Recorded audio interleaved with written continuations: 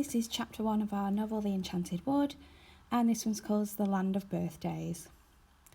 The children set off once again to the Enchanted Wood. They knew the way to the faraway tree very well by now. Whoosh, whoosh, whoosh, whispered the trees as the children ran between them. Beth put her arms around one and pressed her left ear to the trunk. "What secret are you saying today?" she asked. "We wish you a happy birthday," whispered the leaves. Beth laughed. It was fun to have a birthday. When they came to the faraway tree, how marvellous it looked.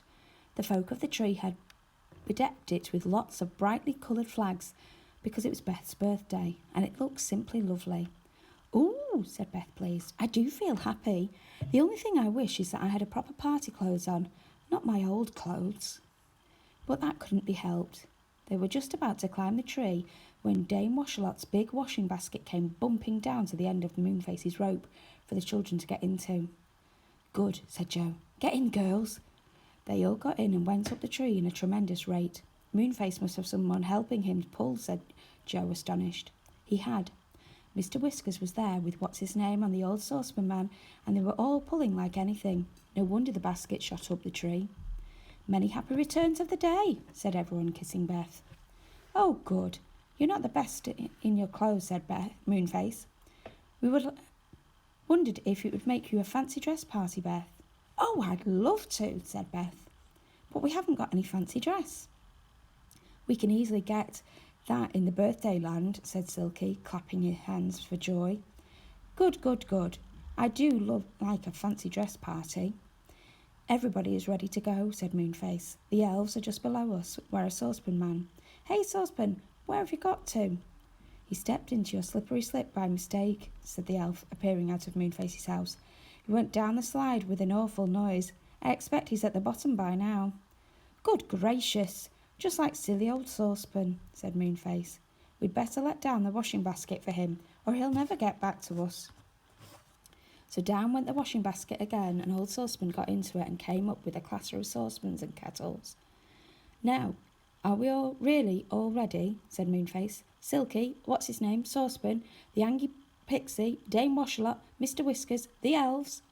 "Goodness, what a lovely lot of people are coming," said Beth, seeing all the elves and tree folk on the branches below. "Is that Dame Washalot? What a nice old woman." Dame Washalot was beaming happily.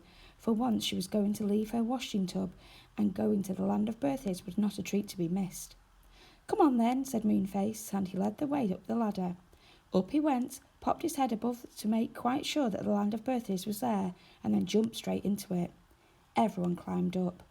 "That's all, I think," said Moonface, peering down. "Oh no, there's someone else. Whoever is it? I thought we were all here." "Goodness, it's my clock," said Silky. "The one I got in the land of Take What You Want." Sure enough it was. "Ding dong, ding dong," it cried indignantly, as it climbed up onto its flat feet. All right, we'll wait for you," said Silky. "Go carefully up the ladder. You weren't really asked, you know." "Oh, I'd love your clock to come to my party," said Beth at once. "Come along, clock." "Ding dong," said the clock, pleased, and managed to get up the ladder. The land of birthdays was simply beautiful. To begin with, there were always birthday weather. There, brilliant sunshine, blue sky, and a nice little breeze. The trees were always green, and there were always daisies and buttercups growing in the fields. "Oh, it's lovely, cried Beth, dancing around joyfully. "Moonface, what about our fancy dress? Where do we get that?" "Oh, you'll find everything in that house over there," said Moonface, pointing to a very pretty house. They all trooped over to it.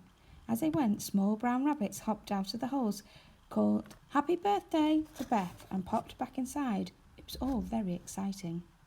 Everyone crowded into the pretty house. It was full of cupboards, and in the cupboards were the most thrilling costumes you could think of.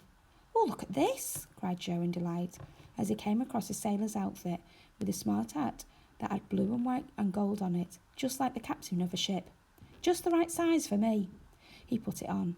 Beth chose a dress like a fairy's, and Franny chose a clown's costume with a pointed hat. She looked just like the real thing. Moonface dressed up as a pirate, and Silky became a daffodil. What's-it-name was a policeman, and as for old saucepan man, he simply could not find a costume to fit in, because he was so bumpy with kettles and saucepans. Everyone else dressed up, and oh my, did they look convincing. Beth had wings with her dress, but she was disappointed because she couldn't fly with them. How she would have loved to spread her wings and fly as the real fairies did. Now for the balloon, said Silky, and she danced into the sunshine and ran to an old balloon seller who was sitting around a great cloud of coloured balloons. Everybody chose one, and what games they had. Suddenly a bell rang, and Moonface gave a shout of joy. Birthday feast! Come on, everybody! He rushed to a long table set out in the field. Beth ran with the others and took her place at the head of the table. But to her great surprise and disappointment, there was no food on the table at all, just empty plates, cups and glasses. Don't look so upset, whispered Silky. You've got to wish your own birthday feast. Beth gave a squeak. Wish her own birthday feast? Oh, that would be the best fun in the world. Don't wish for bread and butter, called Moonface. Wish for ice cream sundae. I like those. I wish for an ice cream sundae, said Beth at once, and immediately the biggest, tallest sundae you have ever saw appeared on the end of the empty plates. Moonface helped himself. Wish for strawberries and vanilla ice cream, cried Franny, who simply loved that. I wish for strawberries and vanilla ice cream, said Beth, and an enormous dish of strawberries appeared, with a large tub of vanilla ice cream beside it. And I wish for chocolate cake too, and lemonade, and fruit salad, yelled someone. Donuts, cried what's-his-name. Cheese sandwiches, begged Mr. Whiskers. Ding dong, said Silky's clock in the greatest excitement. Everyone laughed. Don't wish for ding dong, said Joe. We've got plenty of those as long as Silky's clock is here. The clock chimed 14 without stopping. It wandered about, looking as happy as could be. Everyone began to eat. My goodness, it was a wonderful feast. The strawberries and vanilla ice cream and the sundae were almost at once, for Mr. Whiskers and 50 elves decided that they liked those very much too. So Beth had to wish for some more. What about my birthday cake, she asked Silky. Do I wish for that too? No, it just comes, said Silky. It will appear right in the middle of the table. You just watch. Beth watched. There was a wonderful silver dish in the middle of the table. Something seemed to be forming there. A curious sort of mist hung over it. The birthday cake is coming, shouted Joe, and everyone watched the silver dish. Gradually a cake shaped itself there. Oh, a wonderful cake with red, pink, and white and yellow decorations made from sugar and shaped like little flowers. On the top there were 8 candles burning, for Beth was 8 that day. Her name was written in big sugar letters on the top. Beth, a very happy birthday. Beth felt very proud. She had to cut the cake, of course. It was quite a difficult job, for there were so many people to cut a slice for. This is a wishing cake, said Moonface, when everyone had their piece of cake. So wish, wish, wish when you eat it, and your wish will come true. The children stared at him in delight. What should they wish? Franny was just holding her cake in her hand, thinking of a wish, when old Saucepan Man upset everything.